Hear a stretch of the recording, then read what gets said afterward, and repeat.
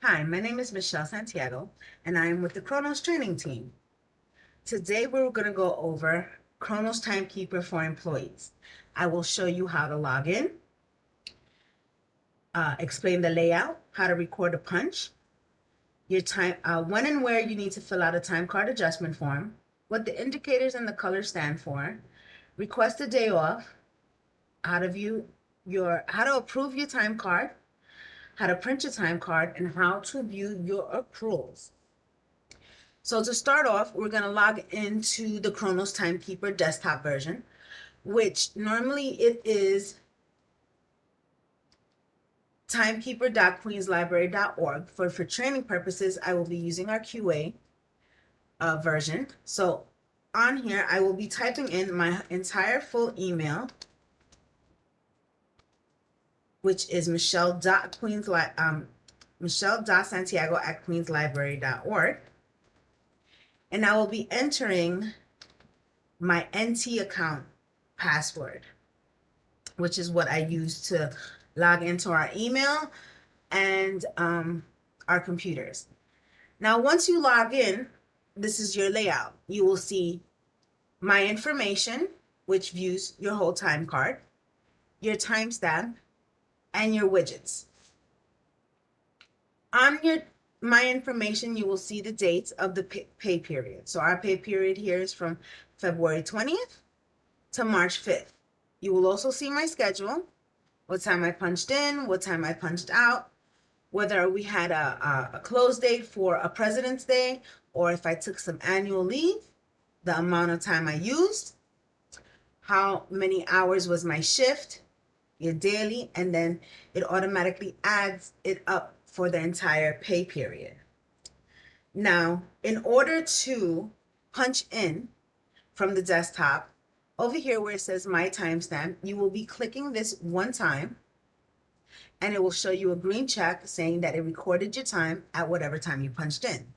Of course, for training purposes, I am using the QA, so it's a little, the times are off. Now here, it'll show you, if you give it a few seconds and then click refresh, it'll show you that I punched in at 3:38. And then that's all you have to do for the morning time for when you punch in. If you're going to punch out, you do the same thing and it'll come out on the next screen, on the next column over here. Okay. And if you punched in, let's say for this example, when you need to use a time card adjustment form, I punched in late and I forgot to tell my supervisor that I forgot to punch in, but I was in at 9:30, but I punched in anyway. So now I have to go and fill out a time card adjustment form, which is located on the QBPL staff page. If I open this up, I have it on my bookmark. So it'll be staff.qbpl.org. You will put in your information and your password, and it's where your health screening form is. So right next to, on the right side, is your time card adjustment form. You will fill out your fixed sections. You'll put in your location, your manager's name, what time was the day of the punch. If it's today, you'll put in for today, or if you do it the next day, put in the day that you missed it. You'll do your start time, your end time, explain what happened. Reason for missed punch: I forgot, the clock wasn't working, depends on what's the situation. Click you agree that the above information is correct and submit it. Your supervisor will receive an email so they can approve your time card adjustment request and fix your time card. They're the only ones that will be able to adjust any exceptions you have on your time card. Okay, now the colors over here, the indicators, let's say for this one, it's an unexcused absence. The blue means it's an excused absence. We had a President's Day, so it will give me an excuse. Normally, if it's green, it will tell you that your supervisor viewed it. So let's say for this one, I punched in at 9:57. You shouldn't be punching in any sooner than 9:55, by the way, if you're working from 10 to 6. Shouldn't be five, it should be 5 minutes before and 5 minutes after. It'll still give you the 7, but as you can see, if I punched out a minute early, it gave me an exception as an early out.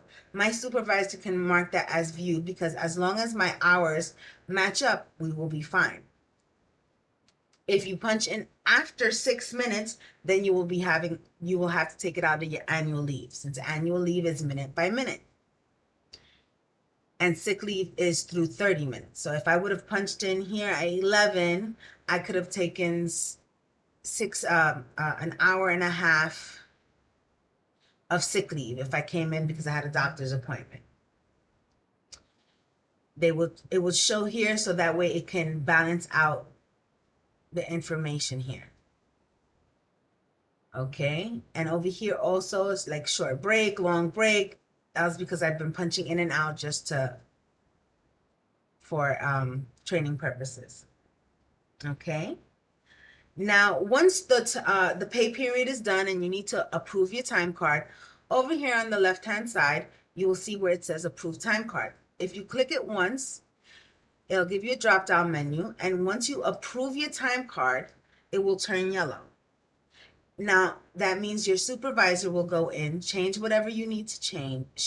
He or she needs to change, and they will approve it. Once they approve it, it turns green. Now, once that happens, it goes to payroll or finance, and they will approve it, and it will turn gray.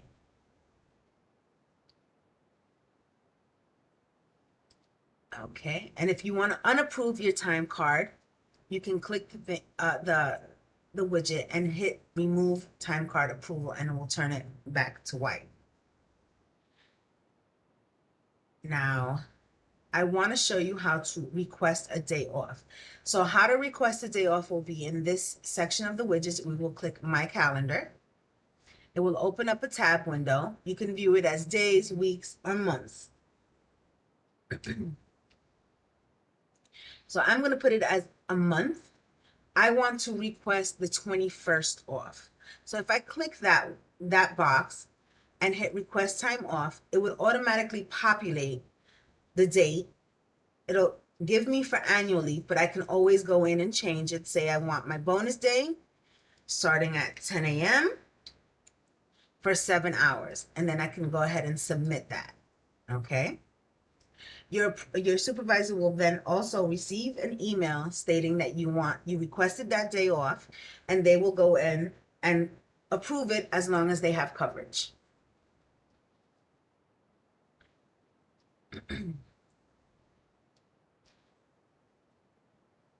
Now, to print your time card. Now, if you just want to print your time card, you can leave it as is and click print time card. As you can see, it shows that it's just the time card that is printing. Now, if you wanted to print your accruals with it, you have to click the little widget here and click accruals or leave it in the totals, and then hit print time card, and it will show you everything on the screen, as you can see. Okay, it'll give you all your accruals up to date, as well as any days that you took off, or the end of the pay period shift, what you used, if you used an AL, or if you used there was a holiday, any regular hours, any shift premium, things like that. Since we were talking about accruals, to view your accruals on the desktop, normally when we log in, this is what we see. To view your accruals, you will click here, and it will show you your items down here. Now the totals will be the totals for the week. So I had 1 day of annual leave. There was 1 holiday. This is my regular shift, which I have 52 hours and 8 minutes. And then I have a shift premium of 2 hours, and then it gives you your totals. On here, it shows you your accruals. What I have starting the available balance on the beginning of the pay period, versus the end of the balance at the end of the pay period. You have your annual leave rollover, your blood donation, if you have your bonus day additional, any comp time, your election day, your Juneteenth. If you use them, you will see all zeros, and it will give you zeros at the end balance, as well as Lincoln's birthday, any LWOP, sick leave, any sick leave that was donated, and so on. That's how you will view your accruals. Any corrections that were done will show in historical corrections. Any audits that were done, such as if they would put in your time card, they were doing the scheduling, if they edited your time card, since you filled out a time card request form, you will see all that there. And you can always click it again and it'll disappear, so you can just view your time card. Now, that's actually all for that you can do off the desktop. So I want to say thank you for joining me and have a good day. Oh, don't forget to sign out.